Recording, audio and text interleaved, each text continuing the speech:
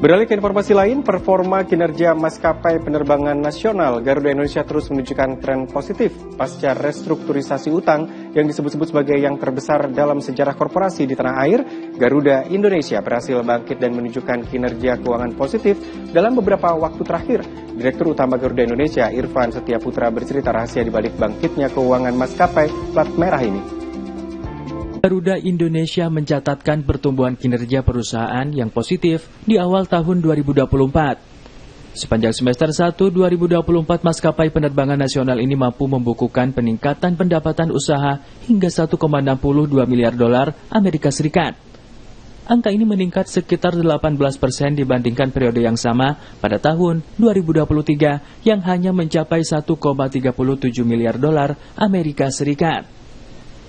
Pendapatan usaha Garuda Indonesia selaras dengan pertumbuhan jumlah penumpang sepanjang semester 1 2024 yang mencapai 11,53 juta penumpang.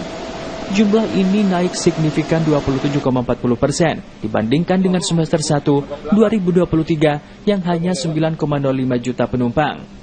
Meningkatnya pertumbuhan kinerja perusahaan terjadi usai Garuda Indonesia melakukan restrukturisasi utang pada akhir 2022 lalu. Irfan Setiaputra yang dipercaya menjadi direktur utama sejak awal 2020 berhasil membawa Garuda Indonesia mencapai tren positif pada tahun 2023 hingga saat ini.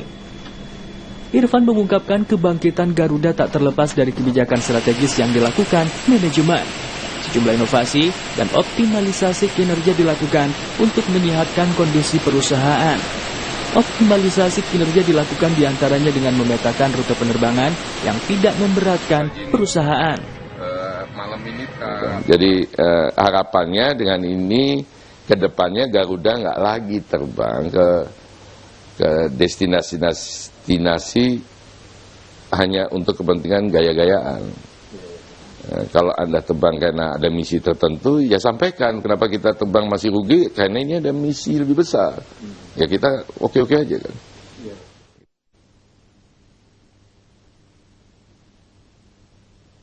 Tak hanya mengevaluasi rute penerbangan, jajaran manajemen Garuda Indonesia juga gencar meningkat utilitas armada pesawat yang dimiliki dengan meningkatkan jam terbang setiap armada pesawat. Jam operasional setiap harinya ditingkatkan semaksimal mungkin.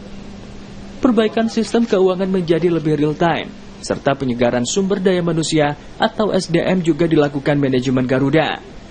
Kebijakan ini membuat manajemen bisa mengambil keputusan dengan tepat sesuai kondisi keuangan perusahaan. Kebijakan penyegaran SDM juga memunculkan anak-anak muda yang penuh inovasi di perusahaan maskapai milik negara. Tapi yang paling menarik dari perbaikan SDM ini ternyata muncul anak-anak muda yang sangat muda, baik klarifikasi, korporasi, tapi udah kita kasih wewenangan yang sangat besar. Dan ternyata berhasil karena mereka nggak punya liabilities ke belakang kan. Anak-anak muda kita ada berapa orang di bawah 35 tahun sudah group head. Group head itu satu level di bawah direksi. Ya kan? Yang enak dari anak-anak muda ini nggak ada PKW-nya. Ya kalau dia merasa nggak benar, dia bilang Pak nggak benar Pak. Berbagai strategi yang diterapkan membuat Garuda Indonesia sebagai maskapai penerbangan milik pemerintah berhasil bangkit dari keterpurukan. Irfan berharap kondisi perusahaan terus membaik dan menjadi pemimpin dunia penerbangan tanah air.